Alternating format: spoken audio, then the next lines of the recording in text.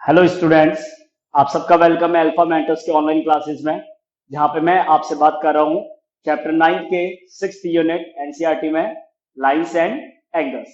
एक नए चैप्टर की स्टार्टिंग कर रहे हैं फिर से, लाइंस एंड एंगल्स। तो देखिए स्टूडेंट्स, सबसे पहले बात करते हैं कि लाइंस एंड एंगल्स के बेसिक टर्म्स क्या यूज करने हैं, कौन कौन से प्रॉपर्टीज है लाइंस और एंगल्स से रिलेटेड जिसको क्वेश्चंस में आपको यूज करना है, और क्या डिफरेंट तरीके से एंगल्स को किस तरीके से रीड करना है, उसको समझना कैसे है। इन सब बातों के बारे में अपने इस चैप्टर के अंदर स्टडीज करते हैं। तो सबसे पहले लाइंस एंड एंगल्स के अंदर देखिए स्टार्ट करते हैं कुछ बेसिक्स पॉइंट के साथ, जिसमें सबसे पहले आता है रे। देखिए लाइंस एंड एंगल्स के अंदर लाइंस एंगल्स इन सब के बारे में तो बेसिक्स आप जानते हैं, लेकिन मैं स्टार्ट कर रहा हूं किससे, रे से। तो रे सबसे पहले रिप्रेजेंट कैसे होता है, रे has a fix and point and one has fixed point and other point can be produced to infinite. रे को हमेशा कैसे रिप्रेजेंट करते हैं, रे हैज वन फिक्स पॉइंट, ये पॉइंट आपका फिक्स है और दूसरे डायरेक्शन में जिस पॉइंट तक उसको प्रोड्यूस कर सकते हैं that is the other point. So in the diagram O A is a ray. तो रे को कैसे रिप्रेजेंट करते हैं, ओ ए लिख के उसके ऊपर इस तरीके से बार लगा देते हैं। So that is the representation of a ray. O point आपका फिक्स है और ए पॉइंट आप कितने भी डिस्टेंस तक इस रे को प्रोड्यूस कर सकते हैं। क्लियर है? सो दैट इज अ रे। रे के बाद में नेक्स्ट पॉइंट आता है एंगल से related, how to represent a angle. देखिए डायग्रामेट्रिकली रिप्रेजेंट करना सबको आता है, लेकिन फिर भी किसी भी एंगल को डिफाइन करने में क्या इंपॉर्टेंट पार्ट है वो मैं आपसे डिस्कस कर रहा हूं, ध्यान से सुनिएगा। एंगल हमेशा दो रे के कॉम्बिनेशन से बनता है, and one important thing is that both ray has a one common initial point. Make it clear, both ray has one common initial point. देखिए बेटा, OA is a ray, OB is also a ray. Both ray has a one common initial point, and what is that common point in the figure? That is the point O. Point O आपका common है दोनों रे का। देखिए common कैसे है कि point O से ही रे OA इस डायरेक्शन में, OB इस डायरेक्शन में है, तो इन दोनों रे के बीच में जो एक्सप्रेशन बन रहा है that is called angle. So how to write it, angle का सिंबल किस तरीके से बनाते हैं आप लोग, ये एंगल का आपका साइन होता है, and what is the angle, AOB। और how to write angle, BOA। Angle को रिप्रेजेंट करने के लिए आप किसी भी रे के पॉइंट से स्टार्ट कीजिए, कॉमन पॉइंट को सेंटर पे रखिए जहां पे एंगल बन रहा है, और उसके दूसरे रे के एंड पॉइंट से उसको एंड कर दीजिए। So either you can write angle AOB और either you can write angle BOA। Clear बेटा? दोनों रे के इंटीरियर में जब आप किसी एंगल को रिप्रेजेंट करते हैं, so that part of angle is called interior angle. Okay students, दोनों रेज के इंटीरियर में जब आप किसी एंगल पे वर्क करते हैं, so that is called interior angle. और दोनों रे के बाहर अगर किसी पॉइंट पे बात करते हैं, so that is the exterior of angle. तो ये वर्ड यूज होता है इंटीरियर और एक्सटीरियर। तो इंटीरियर वर्ड का मीनिंग क्लियर कर लीजिएगा, दोनों रेस के जो इंटीरियर पार्ट में एंगल बनता है उसको इंटीरियर ऑफ एंगल से रिप्रेजेंट करते हैं, और उसका जो आउटर पार्ट होता है that is called exterior of the angle. Outer part is called exterior of the angles. अब बात करते हैं कि एंगल्स और रेस के बाद में जब एंगल्स का बेसिक्स डेफिनेशन आपने सीख लिया, तो नेक्स्ट आता है डिफरेंट टाइप्स ऑफ एंगल्स, जिनका बेसिक्स अपने को नॉलेज होना चाहिए कि कौन कौन से डिफरेंट टाइप्स ऑफ एंगल्स होते हैं। वैसे आप सबको पता है, लेकिन फिर भी इंट्रोडक्शन में आपसे ये क्लियर करना जरूरी है ताकि किसी स्टूडेंट्स को कोई भी डाउट हो तो वो अपना डाउट क्लियर कर सके। देखिए मैं आपको फिर कह रहा हूं, definition exam point of view से इंपॉर्टेंट नहीं है, लेकिन किसी पॉइंट को अगर समझना है तो उसका डेफिनेशन, उसका फिगर बता के अगर समझाया जाता है तो बहुत इजी रहता है समझने में भी और समझाने में। तो मैं टाइप्स ऑफ एंगल्स में सबसे पहले बात करता हूं एक्यूट एंगल्स के लिए। किसके लिए बात कर रहा हूं, एक्यूट एंगल्स। तो acute angles value between 0 degree to 90 degree. एक सिंपल सी बात करूं तो एक्यूट एंगल्स आपके वो एंगल्स वैल्यूज होते हैं जिनका वैल्यू किसके बीच में होता है, between 0 degree to 90 degree. Okay बेटा, 0 से 90 के बीच का जो भी एंगल होता है उसको एक्यूट एंगल बोलते हैं। फिर आप बात करते हैं राइट एंगल की। Right angle, right angle the value measure of angle is exactly 90 degree. Right angle के अंदर एग्जैक्ट वैल्यू कितना होता है एंगल का, 90 degree. Okay, next third number पे बात करते हैं ऑब्ट्यूज एंगल। थर्ड नंबर पे एंगल रिप्रेजेंटेशन में क्या आता है, obtuse angle. So obtuse angle is that which have value between 90 degree to 180 degree. जिस एंगल का वैल्यू 90 डिग्री से 180 डिग्री के बीच में होता है that is called obtuse angle. Next After the acute, right angle, obtuse angle. Next one is straight angle. What is the next one? Next one is straight angle. Now, what is a straight angle? Straight angle is that which have value 180 degree. Straight angle किसको बोलते हैं? Straight angle is angle that is value 180 degree. जिस angle का value exact 180 degree होता है, that is called straight angle. Next one is reflex angle. Next one is reflex angle. Reflex angle is that which having the value between 180 degree to 360 degree. यहां से समझना बेटा, reflex angle is that part of angle which have the value between 180 degree to 360 degree. जिस भी angle का value 180 से 360 के बीच में लाई करता है, जिस भी एंगल का वैल्यू 180 से 360 के बीच में लाई करता है, that angle is called reflex angle. Okay students, after that next term is used, that is called complete angle. So what is the complete angle? Complete angle is that which having the value exactly 360 degree. Complete angle is that part of angle which having the value exactly 360 degree. तो ये कुछ basic terms है angle से related जो मैंने आपके सामने लिखे हैं. Acute angle, right angle, obtuse angle, straight angle, reflex angle and complete angle. Okay students, तो ये बेसिक्स टाइप्स है एंगल्स के. इन बेसिक्स के अलावा देखिए, अगर इंपॉर्टेंट बात करें रिफ्लेक्स एंगल की, तो किसी भी एंगल्स के लिए रिफ्लेक्स एंगल का वैल्यू कैसे फाइंड आउट करते हैं? किसी भी एंगल के रिफ्लेक्स एंगल वैल्यू को फाइंड आउट करने के लिए 360 माइनस गिवन एंगल. ध्यान रखिएगा स्टूडेंट्स, किसी भी एंगल का रिफ्लेक्स एंगल फाइंड आउट करने के लिए क्या करते हैं? मैंने ब्रैकेट में क्या लिखा है? 360 minus given angle. For example, एक मैंने आपको एंगल 60 डिग्री का वैल्यू दिया and just a question, what is the reflex angle of 60 degree? If a question is what is the reflex angle of 60 degree, how we will calculate? 360 minus 60, what will you get? 300. So what is the reflex angle of 60 degree? Answer is 300. Get it clear? So that is the value between 180 degree to 360 degree. In this type of the angles, कुछ और basic angles पे अगर बात करें तो उन angles में next type में आता है complementary angles and supplementary angles. क्या टर्म्स यूज कर रहा हूं, ध्यान से सुनिएगा. नेक्स्ट मैं बात कर रहा हूं जो एंगल्स के टाइप में काम आता है, दैट इज कॉम्प्लीमेंट्री एंगल्स. कुछ स्टूडेंट्स को पता भी होगा, टर्म्स यूज भी किया है पहले भी 7th 8th क्लास में. What is the complementary angles? Definition चाहो तो लिख लीजिएगा.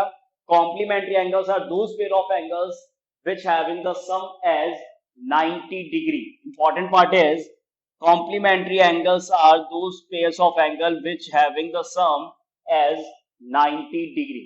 जिन दो एंगल्स का सम 90 डिग्री होता है, जिन दो एंगल्स का सम 90 डिग्री होता है, that angles pair are called complementary angles. Clear बेटा? कॉम्प्लीमेंट्री वर्ड का मतलब complementary, that means sum of the two angle is 90 degree. और एक और इंपॉर्टेंट बात कि कॉम्प्लीमेंट्री हमेशा दो एंगल्स के पेयर पे ही रिप्रेजेंट होता है. अगर तीन एंगल्स का सम 90 डिग्री है, then these are not complementary angles. Complementary सिर्फ दो एंगल्स पे ही काम करता है, मतलब पेयर ऑफ एंगल्स पे काम करता है. पेयर का मतलब हमेशा कितने एंगल्स? दो angle. So if the pair of angles having the sum as 90 degree, so these pair of angles are called complementary angles. Next complement के बाद next word defined होता है, that is supplementary angles. Okay students, complementary के बाद में next क्या defined होता है? supplementary. So supplementary are those pair of angles which having the sum as 180 degree. Make it clear. Supplementary angles are those pairs of angles which having the sum as 180 degree. दो angles का सम अगर 180 degree से आप represent कर रहे हो, if sum of the two angle is 180 degree, so the angles pair are called supplementary angles. Clear बेटा? Complementary angles and supplementary angles. तो ये कुछ बेसिक्स टर्म्स बता दिए मैंने आपको related to different types of angles. अब देखिए, एंगल्स की इसी कैटेगरी में कुछ और पॉइंट्स पे मैं आपसे बात करता हूं. तो कुछ और पॉइंट्स में नेक्स्ट आता है एडजेसेंट एंगल्स. ये सारे बेसिक्स है जो क्लियर करने बहुत जरूरी है कि क्वेश्चन में जब ये वर्ड आते हैं तो स्टूडेंट्स काफी कंफ्यूज होता है क्योंकि उसको नॉलेज ही नहीं होता कि एडजेसेंट एंगल्स का मतलब क्या होता है. तो देखिए, मैं आपको बताता हूं कि what is the adjacent angles. देखिए स्टूडेंट्स, एडजेसेंट एंगल्स को किस तरीके से रिप्रेजेंट करते हैं, कैसे समझना होता है, तो मैं उसके बारे में आपसे बात करता हूं. देखिए, एक डायग्राम रिप्रेजेंटेशन करता हूं, उसके बाद मैं आपको बताता हूं कि क्या होता है एडजेसेंट एंगल्स.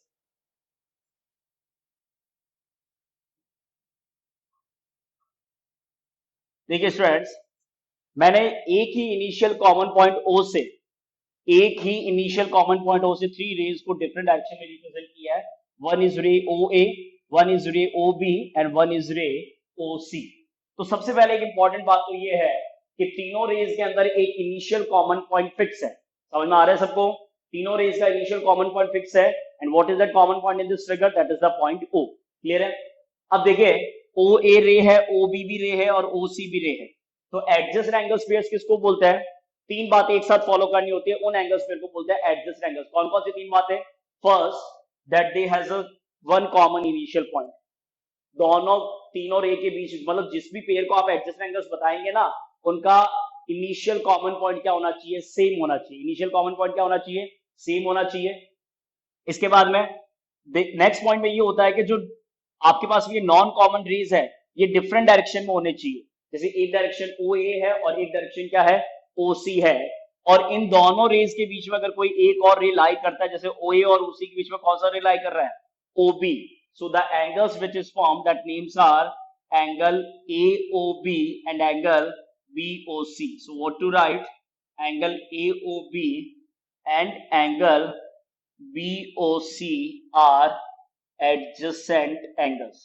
देखिए, मैंने सिर्फ आपको adjacent angles के बारे में ही डिफाइन किया है। कौन से एंगल्स को बोलते हैं adjacent angles? जिनका कॉमन पॉइंट फिक्स होता है। क्लियर है? जो नॉन कॉमन आर्म्स है, देखिए दोनों एंगल्स बीच में कॉमन तो कौन सा है? ओ बी है। तो जो नॉन कॉमन है, one common ray, one common point, one common ray and non common arms on the opposite side of the common ray. जो नॉन कॉमन आर्म्स है ना, कौन कौन से non common arms? O A and O C. तो O ए और ओ सी जब opposite में होते हैं किसके? कॉमन आर्म के, तो ऐसे एंगल्स पेयर को बोलते हैं एडजेसेंट एंगल्स। ऐसे पेयर एंगल को क्या बोलते हैं बेटा? adjacent angles. So angle AOB and angle BOC are called adjacent angle. AOB and BOC are called adjacent angles. तो adjacent angles की definition में क्या क्या पॉइंट आते हैं? One common point, one common ray, and the non-common ray are on the opposite side of the common ray. Okay बेटा? So these pair of angles are called adjacent angles. अब देखिए, इसी adjacent के अंदर मैं किस तरीके से बात कर रहा हूं? अब मैं बात कर रहा हूं bisector of an angle. Next term जो क्लियर करना है आपको, that is the bisector of an angle. So what is the bisector of an angle? वो मैं डिफाइन करके आपको बताता हूं कि बाइसेक्टर ऑफ एंगल का मतलब क्या होता है। बाइसेक्टर का खुद का मीनिंग क्या होता है, पहले ये बताइए। Bisectors, that means two equal parts. कोई भी अगर वैल्यू का बाइसेक्टर रिप्रेजेंट करना चाह रहे हैं, इसका मतलब that value is divided into the two equal parts. तो बाइसेक्टर ऑफ एंगल्स में क्या रिप्रेजेंटेशन? देखिए, if I have an angle AOC, ध्यान से सुना बेटा, if I have an angle AOC and OB is a ray that is lying between OA and OC। जो आपका एंगल AOC के रे है, कौन कौन से? OA और OC, इसके बीच में अगर आप एक रे लाई करवा रहे हैं, कौन सा? OB। And if I say, just make it clear, if I say if OB is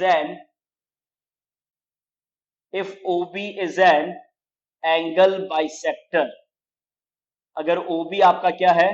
OB is an angle bisector, then अगर आपका OB एंगल बाइसेक्टर है, then angle AOB equal to angle BOC। ठीक है बेटा, अगर मैंने आपसे ये कहा कि जो OB है वो एंगल बाइसेक्टर अगर है, तो क्या रिजल्ट आएगा?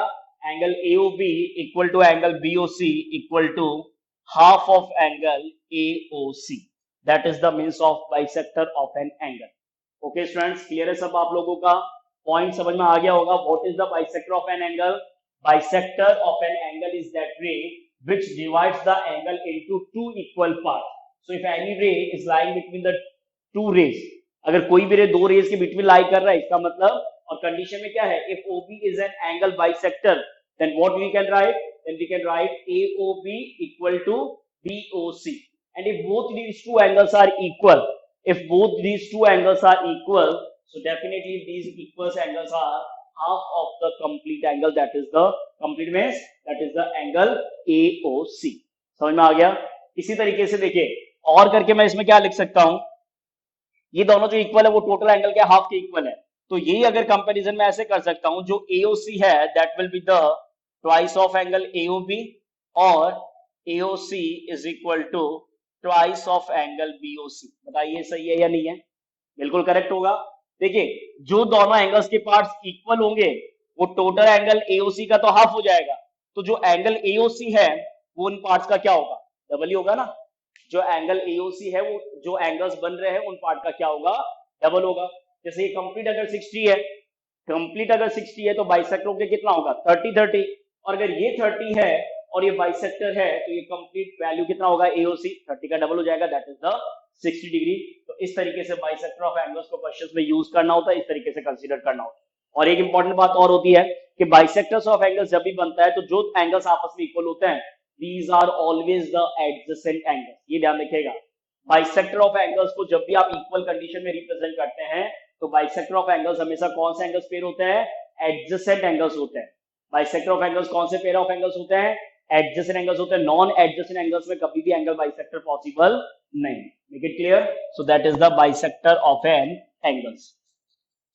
अब देखिए, अब बाइसेक्टर्स ऑफ एंगल्स के बाद में नेक्स्ट मैं आपसे डिस्कशन कर रहा हूं लीनियर पेयर ऑफ एंगल्स।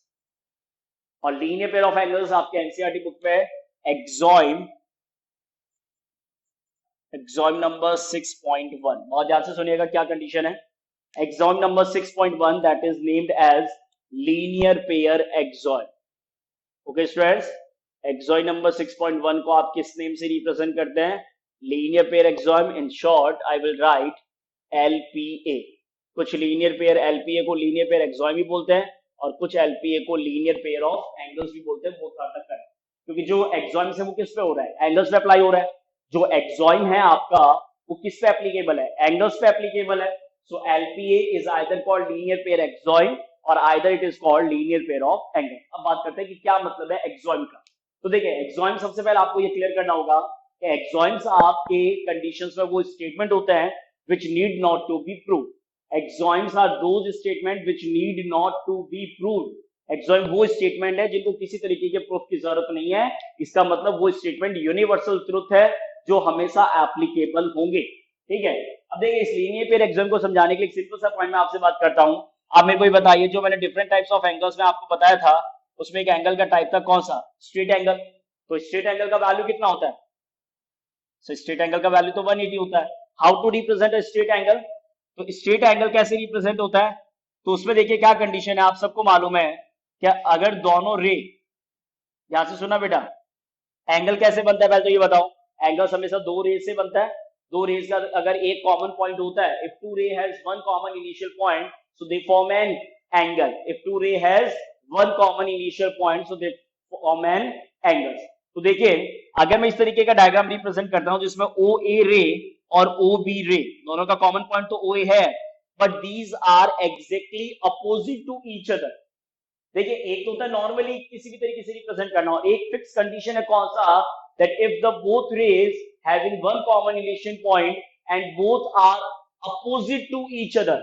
अगर दोनों रे अपोजिट है एक दूसरे के, अपोजिट का मतलब अगर ये रे OB इधर है और एग्जैक्टली इसी कॉमन पॉइंट से रो A इस साइड में है, कॉमन पॉइंट फिक्स है, एक इस डायरेक्शन में एक इस डायरेक्शन में है, so these raise angle formed is called straight angle. ये दोनों रे जो मिलकर एंगल बना रहे हैं किस पॉइंट पे? कॉमन पॉइंट पे, तो उस एंगल को क्या बोलते हैं? Straight angle. तो क्या नेम है एंगल का यहाँ पे? AOB। क्या नेम है एंगल का? AOB। So definitely that value of angle AOB is 180 degree. इसीलिए आप जब प्रोटेक्टर देखते हो, आपने अगर प्रोटेक्टर का भी ऑब्जर्व किया तो आप देखा करो जीरो से स्टार्ट होके 180 और इधर भी जीरो से स्टार्ट होके उस साइड में 180, तो जीरो और 180 एग्जैक्ट स्ट्रेट लाइन है या नहीं है? बताइए प्रोटेक्टर के अंदर। तो प्रोटेक्टर में जो आपका सेंटर पॉइंट होता है, एक जीरो इस साइड में होता है, एक 180 इस साइड में होता है। तो इसीलिए आप ये क्या बोलते हैं कि अगर दोनों अपोजिट रेज का एक कॉमन पॉइंट है and both rays are opposite to each other, so the angle value that is formed is called straight angle. जो एंगल पेयर बनता है उसको क्या बोलते हैं? Straight angle, and that having the value 180 degree. तो इसी तरीके से सेम यही condition linear pair of axiom के साथ। तो लीनियर पेयर ऑफ एक्सॉइम का स्टेटमेंट बनता कैसे, मैं आपको बताता हूं। देखिए लीनियर पेयर एक्सॉइम का स्टेटमेंट कुछ इस तरीके से बनता है।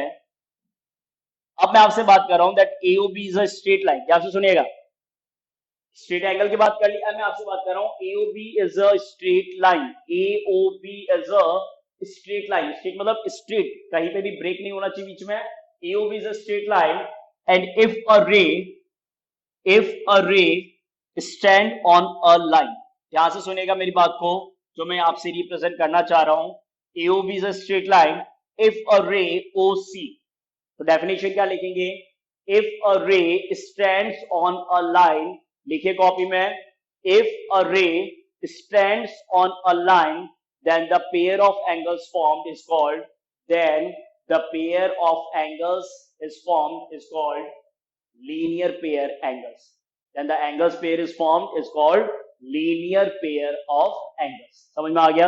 अब देखिए, समझिए इस बात को, क्या कहना चाह रहा हूं कि अगर किसी स्ट्रेट लाइन पे अगर कोई रे स्टैंड कर रहा है, तो इसलिए आपने कॉपी में लिखा है if a ray stands on a line then the pair of angles formed is called linear pair of angles. तो देखिए, इस स्ट्रेट लाइन AOB पे कौन सा रे स्टैंड कर रहा है? OC रे स्टैंड कर रहा है. सो विच एंगल्स इज फॉर्म्ड? जैसे आपने AOB पे OC रे को स्टैंड किया, दो एंगल्स आपके बन गए, कौन कौन से? AOC and BOC. So these two angles are called linear pairs angles. These two angles are called linear pairs angles. And what is the property? The property is that the sum of the linear pair of angle is always angle AOB plus angle BOC is equal to 180 degree. The sum of the linear pair of angles is 180 degree. अब आप एक बात बताइए खुद, क्या आपको ये proof करने की जरूरत है क्या कि लीनियर पेयर्स का सम 180 कितना होता है? आप सबको पता है. ये देखिए, स्ट्रेट एंगल का वैल्यू एग्जैक्ट फिक्स कितना होता है? स्ट्रेट एंगल्स कौन से एंगल्स को बोलते हैं जिसका वैल्यू कितना होता है? 180. तो स्ट्रेट लाइन पे जो भी एंगल बनेगा वो 180 अगर है, तो यही तो बात आपने लीनियर पेयर ऑफ एंगल्स में बोला है कि that if a ray stands on a line. तो लाइन कब बनेगा? लाइन कब होता है? जब एक मतलब तीनों पॉइंट्स एक ही लाइन पे होते हैं, तभी तो उसको क्या बोलते हैं? लाइन बोलते हैं ना. A point, O point, B point, all three points are on the same straight line, so that is called the line AOB. तो इस लाइन AOB पे अगर रे OC स्टैंड कर रहा है, so the two angles which is formed, the two pairs of angles which is formed are called linear pair of angles, and sum of the linear pair of angle is 180 degree. इसी को बोलते हैं linear pair axioms. Clear बेटा? Linear pair adjacent angles अलग part होता है. Adjacent angles मैंने आपको बता दिया, उसमें कोई रिलेशन नहीं होता सम 180 का. लेकिन वही एडजेसेंट एंगल्स जब आपके किसी स्ट्रेट लाइन पे बनते हैं, अगर वही एडजेसेंट एंगल्स, देखिए AOC और BOC are the adjacent angles. If two adjacent angles form on a straight line, अगर दो एडजेसेंट एंगल्स एक ही स्ट्रेट लाइन पे बनते हैं तो उनका सम हमेशा 180 होता है, और ऐसे एंगल्स को बोलते हैं लीनियर पेयर एक्सॉन. क्लियर?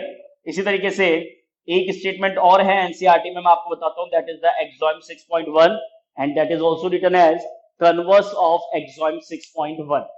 जो कि 6.2 है वो अपना अपने 6.1 का कन्वर्स है. समझिए पहले कि क्या कन्वर्स स्टेटमेंट है. देखिए, इसमें तो आप ये कहते हैं कि अगर कोई रे अगर किसी लाइन पे स्टैंड कर रहा है तो एडजेसेंट एंगल्स का सम 180 डिग्री होता है. Sum of adjacent angle is 180 degree. और इसका कन्वर्स क्या होता है? If sum of the two adjacent angle is 180 degree, यहां सुनेगा फिर लिखवा दूंगा.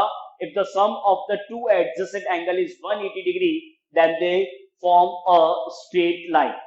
अब लिखिए कॉपी में पहले, if the sum of the two adjacent angles is 180 degree, if the sum of the two adjacent angle is 180 degree, then they form a straight line. That means तो एक्सॉन 6.1 कैसे वर्क करेगा? if, और if करके मैं आपसे क्या बोल रहा हूं? if angle AOB plus angle BOC is equal to 180 degree. अगर आपकी किसी कंडीशन में AOB और BOC का सम AOB नहीं AOC plus BOC का सम अगर 180 डिग्री है, that means therefore AOB is a straight line. तो ये कहां पे आएगा प्रॉपर्टी काम में? जैसे देखिए, अगर आपको किसी क्वेश्चन में स्ट्रेट लाइन प्रूफ करना हो, ध्यान से सुनेगा, अगर किसी क्वेश्चन में आपको क्या प्रूफ करना हो? Straight line. क्या प्रूफ करना हो? Straight line. Then you have only one option to prove a straight line, and what is that one option? Prove that the sum of the adjacent angle is 180 degree, so definitely they will form a straight line. अगर दो adjacent angles का sum 180 proof कर देंगे तो definitely वो क्या बनेगा? Straight line. So that is the exam 6.1 and 6.2. Okay students, तो एडजेसेंट एंगल्स का सम 180 होता है, ये लीनियर पेयर प्रॉपर्टी होता है, और इसका कन्वर्स क्या है? अगर एडजेसेंट एंगल्स का सम 180 है, that means they will form a straight line. Next अपने बात करते हैं डिफरेंट टाइप्स ऑफ एंगल्स में vertically opposite angle, that is written as VOA। मैं बात कर रहा हूं किसके बारे में? Vertically opposite angles. तो देखिए different types of angle space में मैंने आपको काफी सारे एंगल्स के बारे में, डिफरेंट कंडीशंस के बारे में बता दिया। तो उसी में एक नेक्स्ट आता है क्या? Vertically opposite angles. तो सबसे पहले बात करते हैं कि इसका डेफिनेशन क्या है, कैसे बनते हैं वर्टिकली अपोजिट एंगल्स पेयर्स, क्या रिप्रेजेंटेशन होता है। तो देखिए कंडीशंस क्या है। कंडीशन ये है, if to straight line, if two straight line intersecting each other, if two straight line intersecting each other, so I have two straight line AB and CD, and these two straight line intersecting at a point, and that is the point given as O. Clear है? If I have two straight line, which are these two straight line? Line AB and line CD. If two straight line are intersecting, if two straight line are intersecting at one point, देखिए दो lines का अगर intersection करोगे तो एक बात ये fix रखिएगा, और फिक्स रहेगा क्या? दो लाइंस का इंटरसेक्शन मैक्सिमम कितने पॉइंट पे होता है? सिर्फ और सिर्फ एक ही पॉइंट पे होता है, ध्यान रखिएगा। आप दो लाइंस को एक से ज्यादा पॉइंट पे इंटरसेक्ट करवा ही नहीं सकते।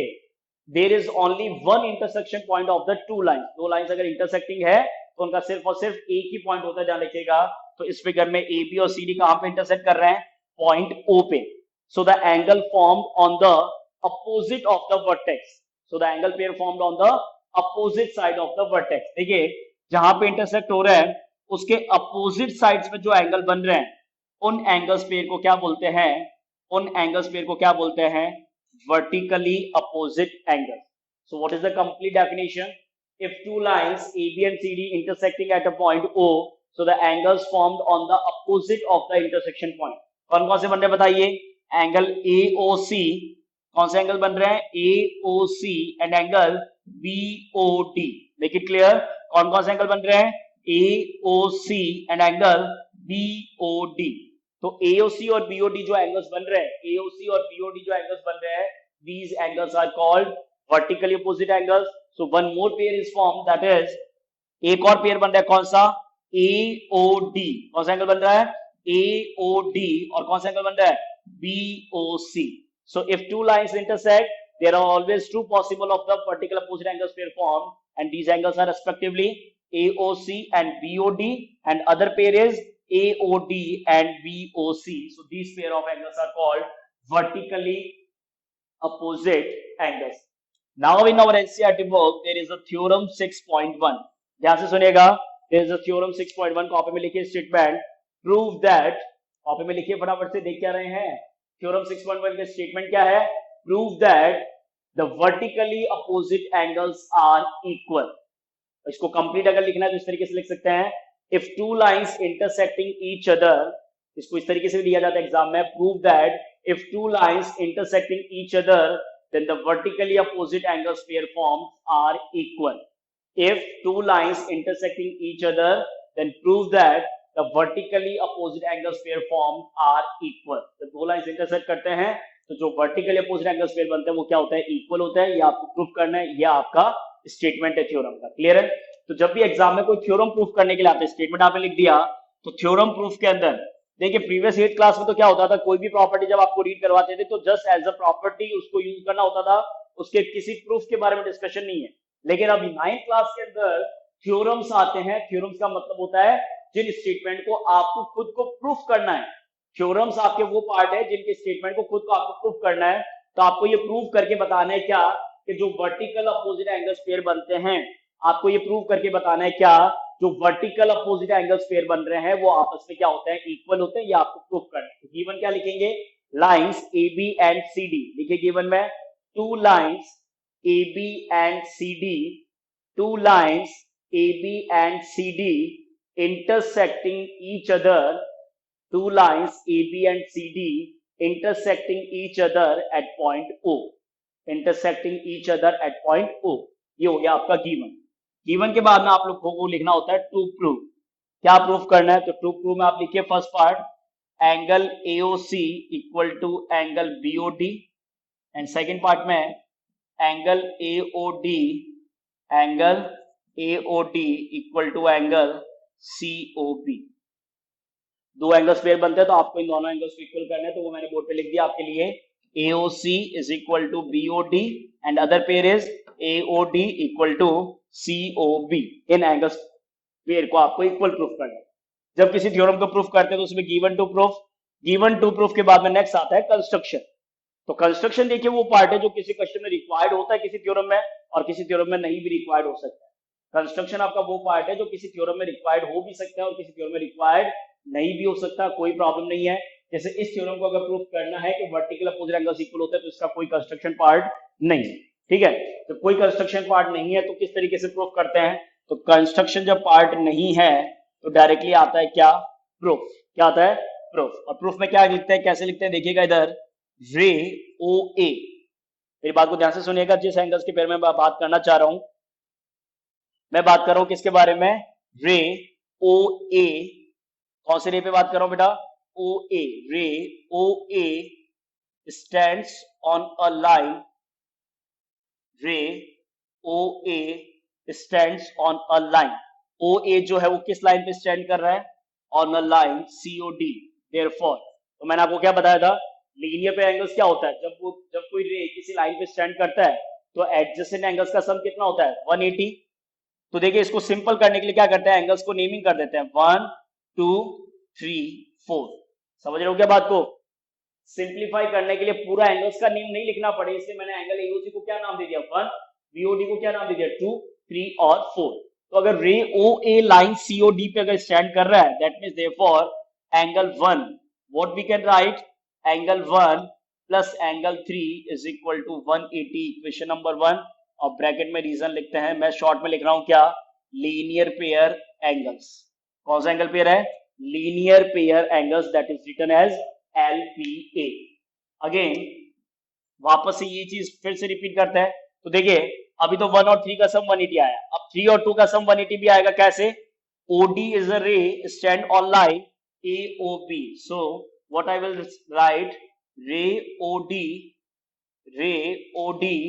stands on a line, ray OD stands on a line। कौन से लाइन पे स्टैंड कर रहा है, that is line AOB। Therefore, तो देखिए अगर OD लाइन AOB पे लाई करेगा तो कौन कौन से एडजस्ट एंगल्स है, 3 और 2। Therefore angle 3 plus angle 2 is equal to 180, equation number second, with the same property LPA, that is the linear pair angles. समझ में आ रहा है सबको। तो देखिए मैं दो के साथ ही कंपैरिजन कर सकता हूं। आगे अगर आप चाहे तो आपको पता है 1 और 3 का हो गया, फिर 3 और 2 का हो गया, इसी तरीके से 2 और 4 का, इसी तरीके से 1 और 4 का। लेकिन एक पार्ट अगर प्रूफ कर देंगे तो दूसरा आप सिमिलरली लिख सकते हैं, वापस से प्रूफ करने की जरूरत नहीं है, ठीक है। तो 1 और 3 का सम 180 क्लियर हो गया, 3 और 2 का सम 180 हो गया इक्वेशन 2 से। अब देखिए कंपैरिजन कैसे होता है, तो क्या लिखते हैं, फ्रॉम इक्वेशन 1 एंड इक्वेशन 2। अब देखिए समझने वाला पॉइंट क्या है कि इक्वेशन 1 और इक्वेशन 2 से क्या कंडीशन अप्लाई करने जा रहे हैं कि इक्वेशन 1 के अंदर दो एंगल्स का सम 180 है और इक्वेशन 2 में भी दो एंगल्स का सम 180 है। तो डेफिनेटली अगर दो इक्वेशंस के RHS पार्ट, ये लेफ्ट हैंड साइड और ये राइट हैंड साइड, तो दो इक्वेशंस के अगर लेफ्ट हैंड साइड वैल्यूज अगर इक्वल है तो उनके कंपैरिजन में उनके लेफ्ट हैंड साइड वैल्यूज भी आपस में क्या होंगे, इक्वल। मेरी बात ध्यान से सुनिएगा, मैं क्या कहना चाह रहा हूं, अगर दो इक्वेशंस के राइट हैंड साइड पार्ट अगर इक्वल है तो उन्हीं इक्वेशंस के लेफ्ट हैंड साइड पार्ट भी इक्वल होंगे। तो फ्रॉम इक्वेशन 1 एंड इक्वेशन 2 जो रिजल्ट है वो मैं यहां पे लिख रहा हूं। इक्वेशन 1 के LHS में क्या है, एंगल 1 प्लस एंगल 3, और इक्वेशन 2 के LHS में क्या है, इक्वेशन 2 के LHS में angle 3 plus angle 2। So both side, what we can observe? We can observe that angle 3 and angle 3 is common on the both side. So angle 3 and angle 3 will be cancelled out. And what is the last? The last angles, that is angle 1 is equal to angle 2. That is, what is the angle 1 value in the figure? Angle 1 is named as angle AOC and angle 2 is the name for angle BOD. Either you can write BOD or either you can write DOB. That will be your choice. And similarly, और इसी तरीके से similarly के आप direct क्या लिख देंगे, angle AOD equal to angle COB, that is hence proof. Okay students, so that is the proof of vertically opposite angles. तो काफी सारे एंगल्स के बारे में मैंने आपको बता दिया। अब vertically opposite angles, linear pair of angles, straight line, इन पे बेस्ड क्वेश्चंस किस तरीके से आते हैं, उनको कैसे परफॉर्म करना है, इस सब के बारे में डिस्कशन नेक्स्ट क्लास में करेंगे। अच्छे से वीडियोस को वापस से रिवाइज करके रखिएगा, रिवीजन अच्छे से करके रखिएगा। अपने नेक्स्ट लेक्चर में बात करेंगे questions based on the straight angles, questions based on the linear pair of angles and questions based on the vertically opposite angles. तब तक बने रहिए हमारे साथ में। नेक्स्ट वीडियो के लिए टेक केयर, अपने ख्याल रखिए, अपने स्टडीज को कंटिन्यू रखिएगा। Thank you students.